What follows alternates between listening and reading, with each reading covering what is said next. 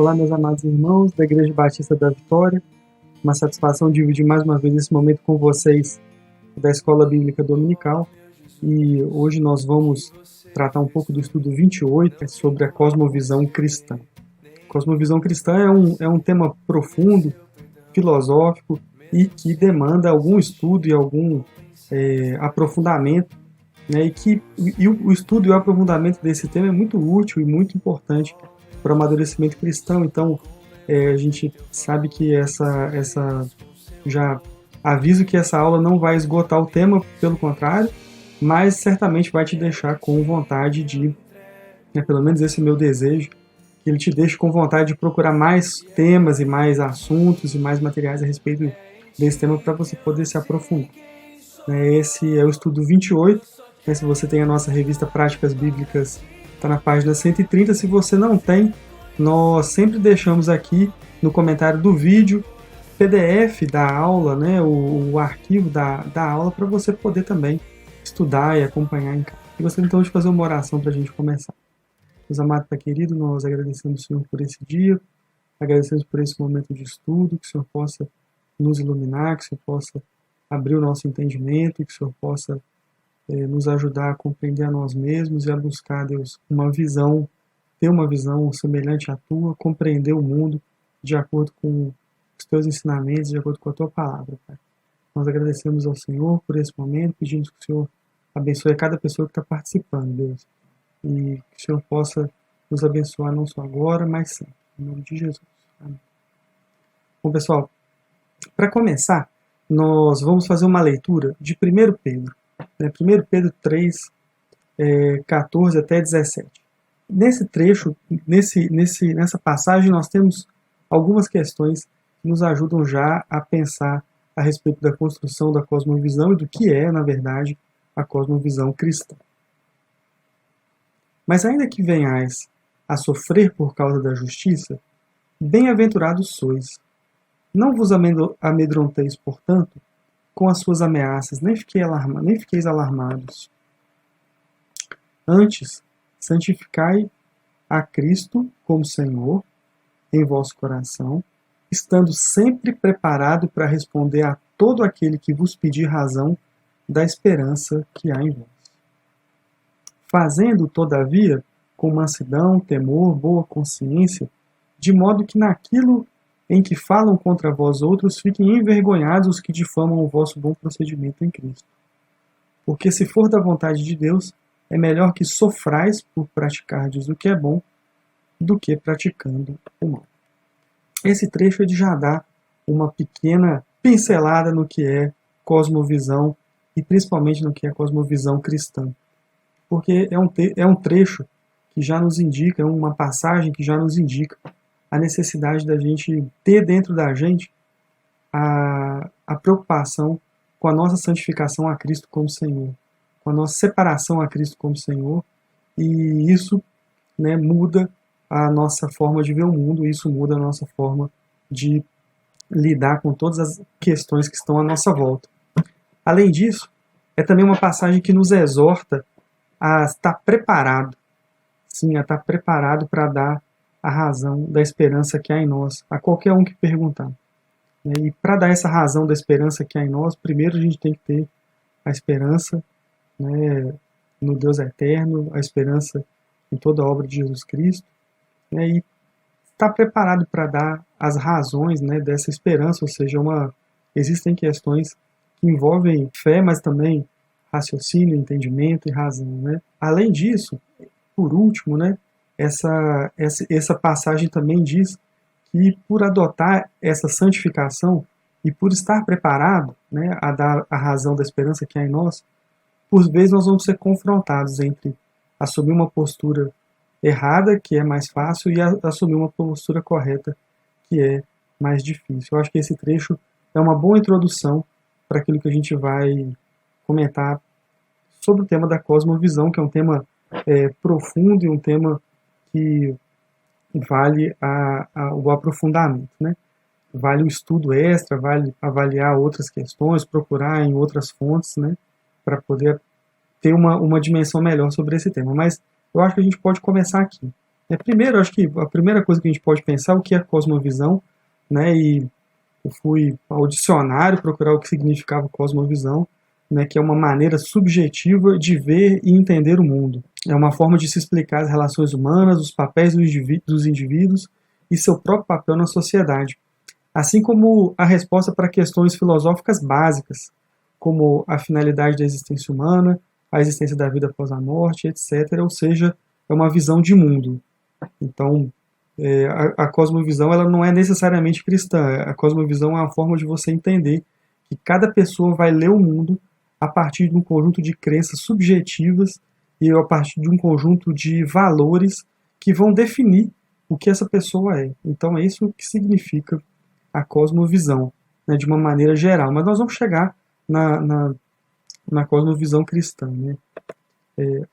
Na prática, essa cosmovisão, muitas pessoas fazem uma relação direta da cosmovisão com uma lente. E essa imagem que a gente está mostrando aqui, ela explica muito isso. Porque ela mostra, se vocês perceberem bem, essa foto foi tirada de cabeça para baixo. O céu está para baixo e a terra está para cima. Mas a depender da lente que você usa para olhar essa paisagem, e além do que é uma foto que está desfocada, né? Você vê que ela não tem foco, não tem definição. Entanto, a partir do momento que você usa a lente correta, as coisas elas entram no lugar e elas passam a ter lógica, né? O chão está para baixo, o céu está para cima e a imagem está absolutamente no foco correto, né? Absolutamente nítida. E o papel da cosmovisão muitas vezes é esse, né? De ajudar a pessoa ou o cristão a enxergar o mundo da maneira correta, né? Não enxergar as coisas de cabeça para baixo, nem desfocado, mas ter o foco naquilo que é importante.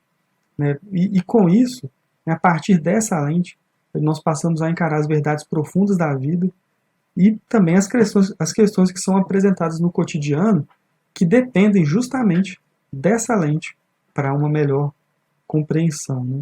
Então, muitas vezes são temas para os quais não há pensamento único, não há definição clara, num primeiro momento, obviamente, mas que nós somos desafiados a nos posicionar e a encontrar uma visão que faça sentido frente aos ensinamentos bíblicos. Então, a gente, por mais que novas questões apareçam, por mais que o mundo a cada momento nos apresente desafios diferentes, nós temos uma direção, e essa direção é a palavra. Certamente, construir uma visão baseada na palavra certamente vai nos dar boas lentes para poder enxergar o mundo e para poder enxergar a realidade, para poder enxergar a nossa vida e para poder nos dar a dimensão correta de cada coisa que precisamos fazer ou decidir.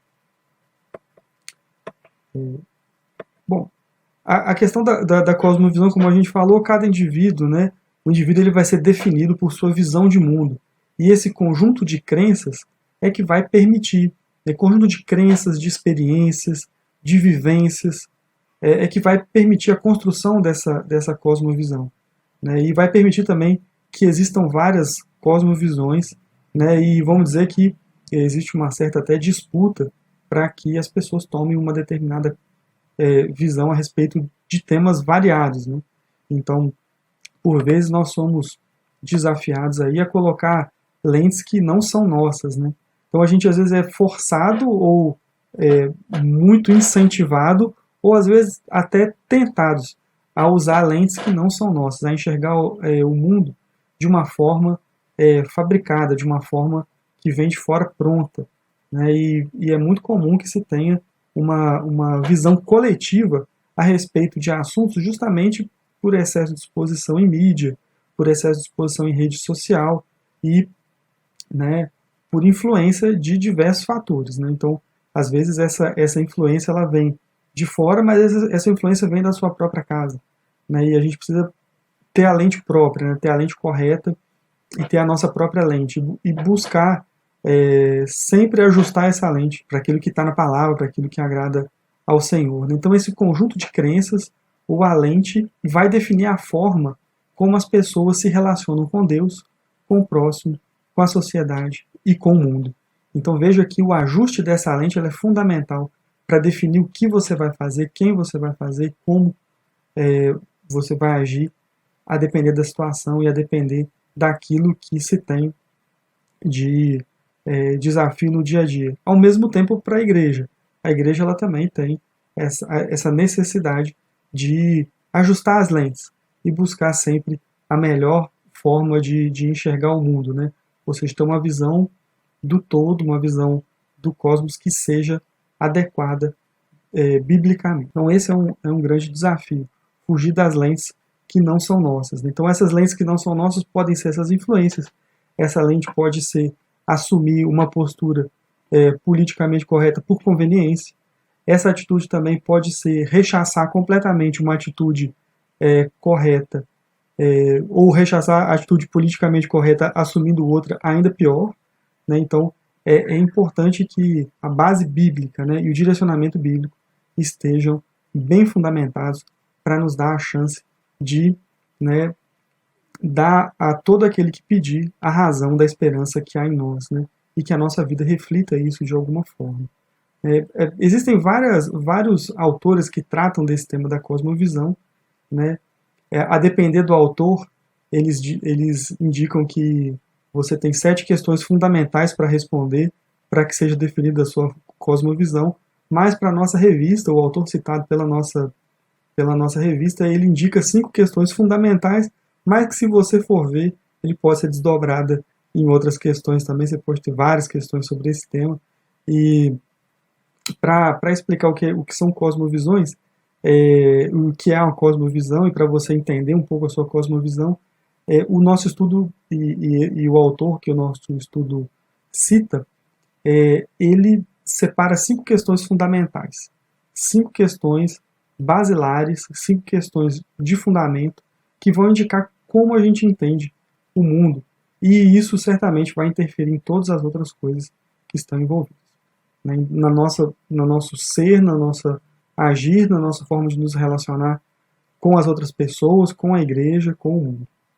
Então, a gente vê essa proposta de 5 questões, né? Bom, para você entender qual que é a sua cosmovisão, a primeira pergunta é se Deus existe, qual que é a natureza desse Deus, né? Se é um Deus presente, se é um Deus que existe, se é um Deus que não existe, se é um Deus que está lá longe, não se importa conosco, se é um Deus malvado, se é um Deus...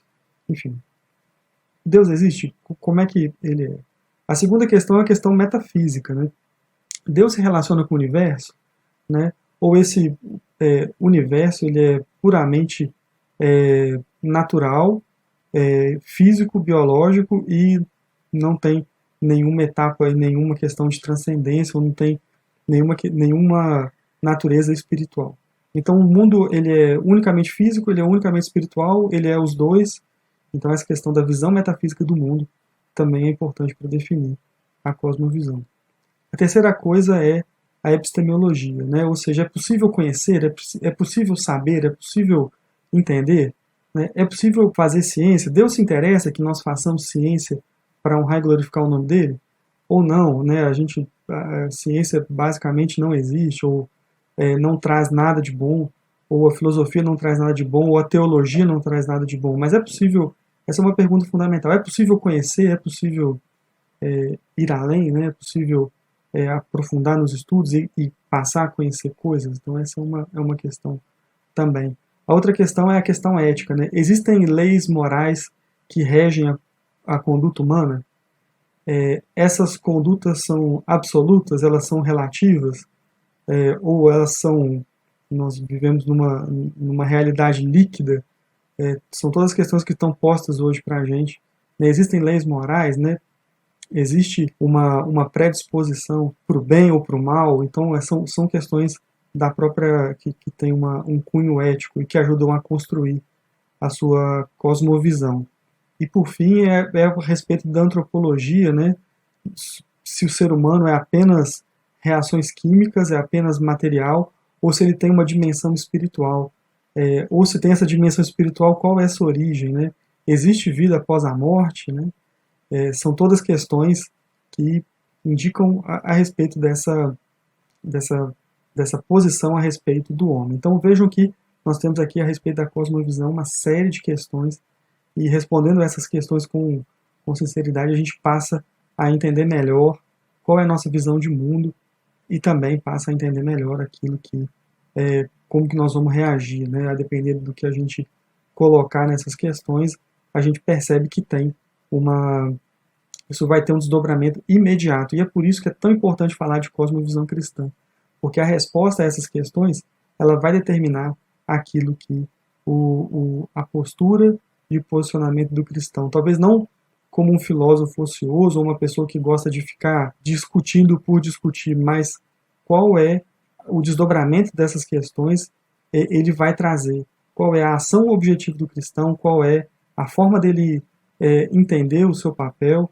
a forma dele trabalhar as questões de evangelismo, a forma dele trabalhar as questões de serviço, a forma dele trabalhar as questões de submissão ao senhorio de Deus. Então é importante tratar desse tema da cosmovisão, porque ele interfere todo esse arcabouço de visões, ela vai construir a pessoa que a gente é. Né? E hoje, essa construção ela está muito impregnada com o secularismo. Né? Então a gente percebe que o secularismo, ele na verdade, ele nos apresenta um padrão que não serve de referência. Né? É um padrão construído a partir das informações que a gente recebe, aceita e incorpora na nossa vida. Como eu falei anteriormente, existe um padrão. Então, por isso eu coloquei essa foto dos bonequinhos de biscoito, porque ele é feito com molde. E você faz a massa e depois você faz o molde, porque você quer os biscoitinhos todos iguais. Ter os biscoitinhos iguais facilita, porque com os biscoitinhos iguais você consegue organizar e fica mais fácil de fazer o restante, né, dos enfeites e tudo mais. Por vezes essa forma, essa é uma forma de pensar também, né? Essa forma é aquilo que por vezes o mundo quer que a gente tenha, que a gente seja formatado, ou seja, que a gente esteja nessa forma de pensamentos e uma cosmovisão que seja perfeitamente ajustada aos valores, né, desse mundo. E exatamente esse o problema, né? É se amoldar, né? É se deixar ficar na forma desse mundo que não nos serve de referência.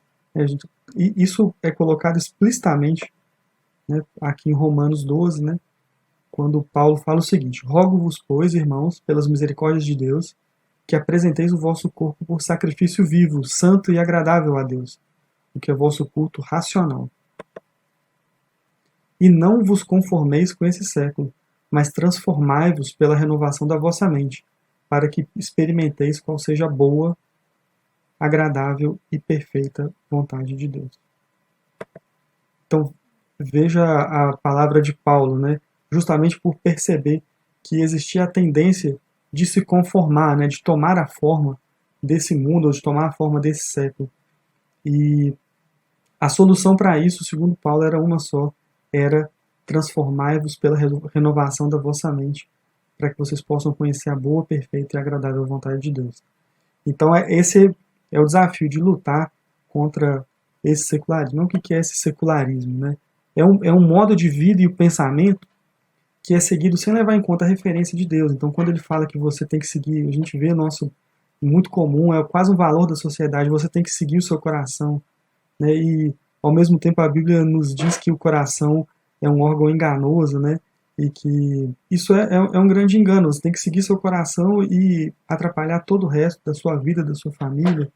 Né? Então, existe uma forma de pensar hoje que é muito dada a essas questões absolutas. Ninguém manda no coração. Não estamos falando que a gente não tem amor, que a gente não tem afeição, que a gente não tem os nossos próprios desejos, mas esses desejos eles têm que corresponder à vontade de Deus. Né? E quando isso sai do centro da vontade de Deus, a gente sabe que o fruto não é positivo. Então é por isso que a gente tem que ler essas colocações que às vezes nos são dadas pela sociedade com toda tranquilidade e avaliar com a ótica, né, da palavra, com a ótica cristã. Né? Então, quando a gente fala, isso eu dei um exemplo, né, que é um exemplo muito comum que a gente tem hoje, né? Você tem que seguir seu coração, você tem que...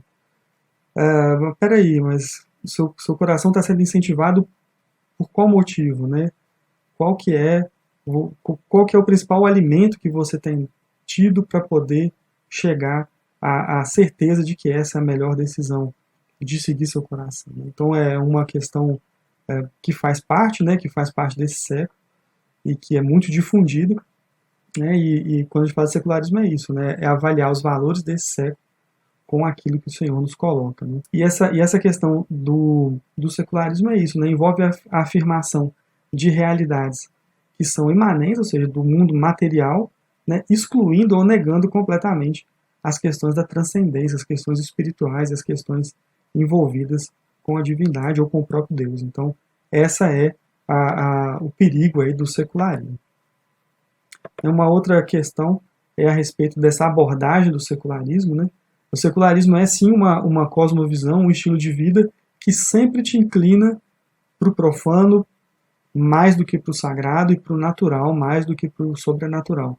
O secularismo é uma abordagem de vida não religiosa, né, da vida tanto individual quanto social. Então, são muitos valores que às vezes nos vêm que a gente precisa examinar calmamente à luz da Bíblia para poder compreender quais são os frutos de cada ação e, ao mesmo tempo, né, avaliar como que ela se integra com o restante de todo o arcabouço, de toda a forma de pensamento que a gente tem.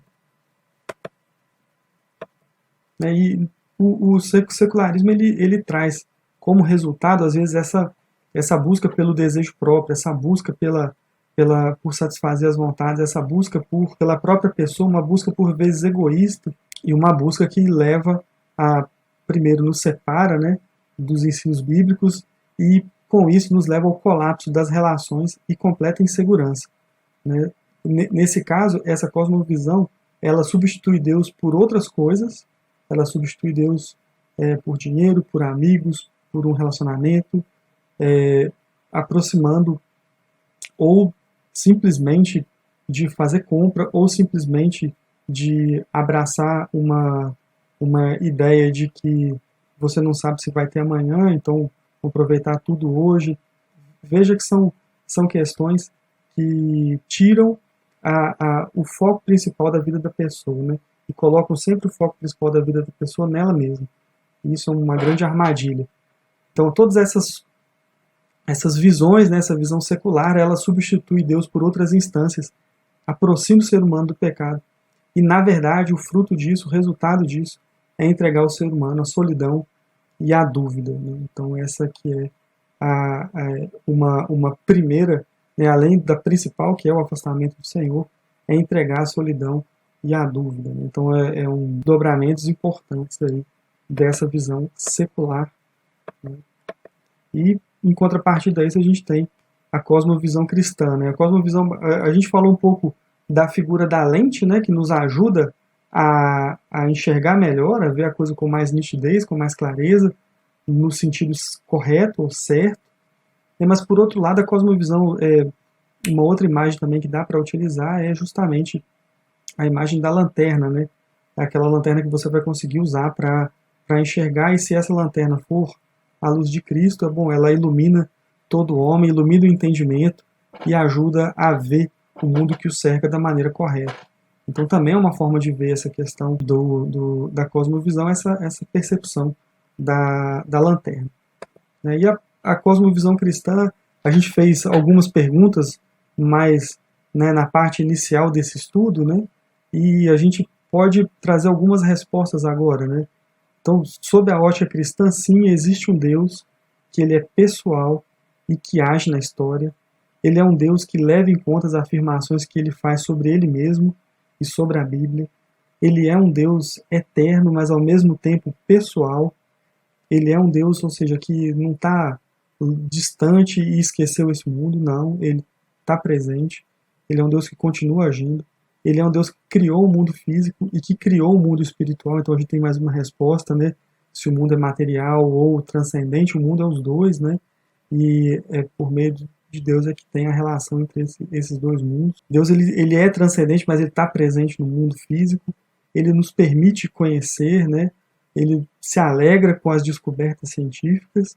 Ele se alegra com a filosofia, ele se alegra com a teologia, quando usada, né, para glorificar o nome dele, obviamente, e quando aproxima o homem dele. a sua presença ela está muito manifesta no mundo, mas principalmente na Bíblia e na palavra viva que é o próprio Jesus. Então vejo que essa é uma pequena declaração a respeito de uma ótica cristã que é fundamental, ou seja, ela interfere em todo mundo. Quando a gente diz que Deus criou o mundo, diz que isso indica que esse é um mundo criado, que ele não é um mundo feito por forças aleatórias e que aleatoriamente continuará, não, é um mundo de ordem, é um mundo onde o Senhor tem, né, atuação na criação, e quando você examina a criação, você percebe que ela é realmente maravilhosa. Né? Quando você fala também do homem, que Deus criou o homem, você percebe que o homem não é simplesmente um monte de reação química, mas sim, né, um ser criado com todo amor e que divide com Deus a imagem e semelhança, né, naquilo que é sentimento, naquilo que é compreensão e naquilo que é tendência de se voltar a ele. E como construir, né, essa cosmovisão? A gente viu que a cosmovisão ela traz muitas questões, ela a cada momento ela precisa ser reconstruída, fortificada, e vez ou outra essa cosmovisão ela é desafiada por novas questões que surgem no mundo. Mas só tem um jeito de construir uma cosmovisão cristã, que é pela Bíblia, né? Que é possível construir opiniões alinhadas com o que Cristo requer de nós, e assim agir no mundo para glorificar a Deus. Né? Então, como a gente vê lá em Marcos, né? Não provém o vosso erro de não conhecerdes a Escritura, nem o poder de Deus. Então veja que conhecer a Escritura e conhecer o poder de Deus faz parte da construção dessa cosmovisão. O desconhecimento da Bíblia dá margem a dúvidas para as questões éticas e morais que a gente vivencia hoje, e é importante essa aproximação, né, e a discussão franca a respeito de muitas questões. Né. Diante dos dilemas atuais que são trazidos, né, e que têm uma influência muito grande, a Igreja não pode de maneira alguma se isolar, né, fingir que essas coisas não existem, negar de maneira irracional e não trazer as comprovações e trazer a forma de pensar mais adequada, ou trazer a forma de pensar com subsídio, com substância, ou se acomodar, né, que é tomar a forma, né, ou se permitir que essas questões entrem dentro da igreja. E existem muitas questões que agora nos cercam. É importante saber lidar com essas questões, é importante saber conduzir essas questões, e é importante pedir para o Senhor nos oriente sempre para tomar as melhores decisões. Né? Mas é importante estar fundamentado na palavra para poder examinar cada coisa, cada nova teoria, cada novo processo, cada questão nova que nos é apresentada, com essa lanterna, né? E com essa lanterna ver bem a fundo aquilo que está por trás, ou aquilo que pode vir a aparecer. Né? Bom, na verdade o cristão ele tem que saber, né, com palavras finais, ele tem que saber se defender, né, ou defender as suas crenças orando, pedindo a Deus discernimento, ensinando e assim buscando com a verdade transformar a realidade onde está vivendo.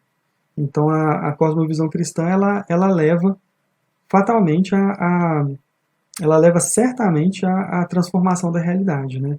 A cosmovisão pela cosmovisão ela não adianta muita coisa, ela precisa transformar o local, o ambiente e o mundo de uma maneira geral. E para isso é importante que nós estejamos sempre nos reexaminando, né?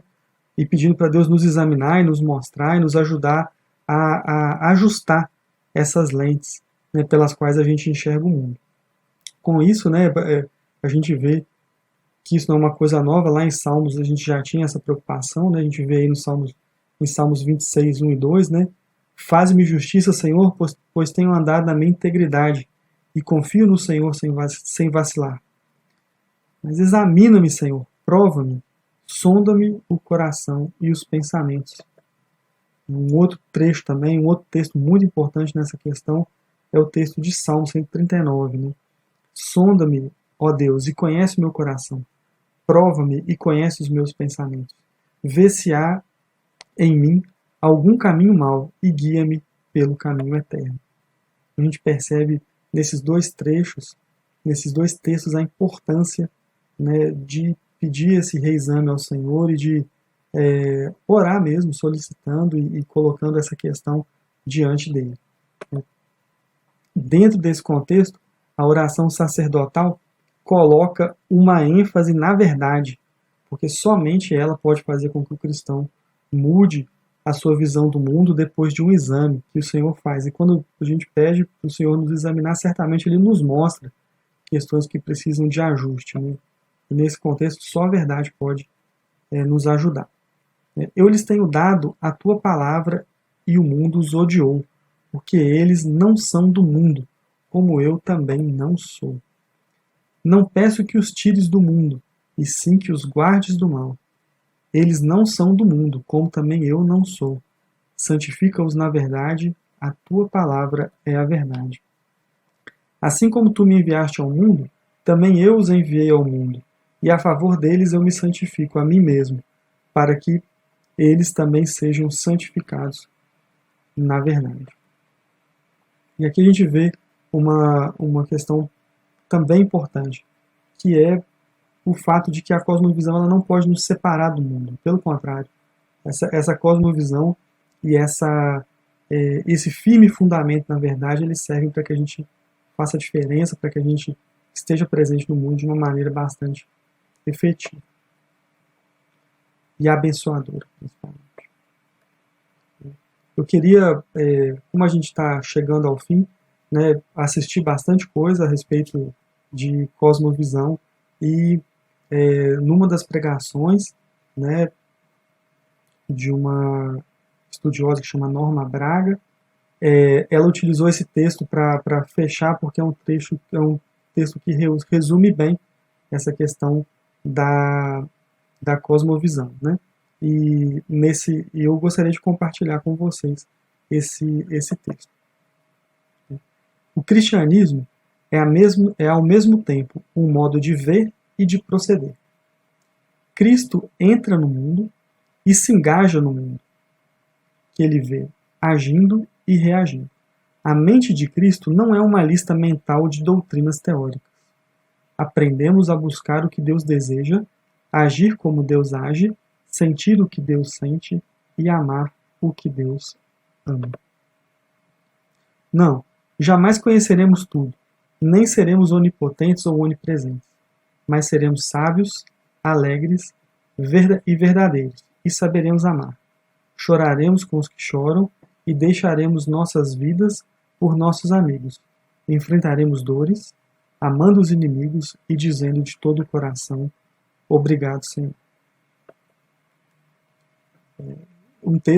Nesse texto a gente percebe claramente, né, uma cosmovisão cristocêntrica e baseada nos fundamentos de Cristo. Então eu achei que era um texto muito importante para compartilhar com os irmãos, para fechar esse estudo, né, e para, no caminho de fechar esse estudo, compartilhar com vocês esse texto que de fato nos deixa, né, nos ajuda a refletir sobre a nossa própria cosmovisão. Para finalizar, na verdade, eu gostaria de lembrar 3 textos que nós falamos ao longo do estudo, e esses 3 textos são muito importantes no que diz respeito à cosmovisão, né? Primeiro, antes santificai a Cristo como Senhor, estando sempre preparados para responder a todo que vos pedir a razão da esperança que há em vós. Nesse texto, a gente encontra 2 elementos importantes, que é a necessidade de se santificar a Cristo e de buscar nessa santificação uma cosmovisão cristocêntrica e, ao mesmo tempo, estar preparado para responder a qualquer a razão da esperança que há em nós, até porque a cosmovisão cristã ela é diferente e ela exige, né, muitas vezes que a gente dê a razão da nossa esperança. O segundo texto é de Romanos 12, 2. E não vos conformeis com esse século, mas transformai-vos pela renovação da vossa mente, para que experimenteis qual seja a boa, agradável e perfeita vontade de Deus. Esse texto também é bastante profundo, né? e nos leva a muitas reflexões. Não vos conformeis com esses séculos. Não tome a forma desse século. Não se acomode nesse século. Né? Mas experimenta a vontade de Deus, que é boa, perfeita e agradável. E o último texto que eu gostaria de compartilhar com vocês é o de João 17:18. Assim como tu me enviaste ao mundo, eu também vos enviei. E a favor deles eu me santifico a mim, para que eles também sejam santificados na verdade. E esse é o desafio, né? De se santificar na verdade. Então, quando o assunto é cosmovisão cristã, existe muita necessidade de estudo, né? Eu tenho certeza que existem muitas outras questões que podem ser tratadas nesse tema, mas a grande questão para a igreja é que ela não pode se acovardar diante das novas questões que surgem, ela não pode se isolar vivendo num gueto, separado de todo o resto, né, do mundo, e ao mesmo tempo ela não pode se acomodar ou se conformar com as novas dilemas que aparecem, né, e as novas questões que são postas. Pelo contrário, é uma igreja que tem que se posicionar de maneira fundamentada, né, porque o nosso desafio é nos transformar pela renovação da nossa mente, né, e certamente essa renovação da nossa mente vai ser orientada pelo Espírito de Deus.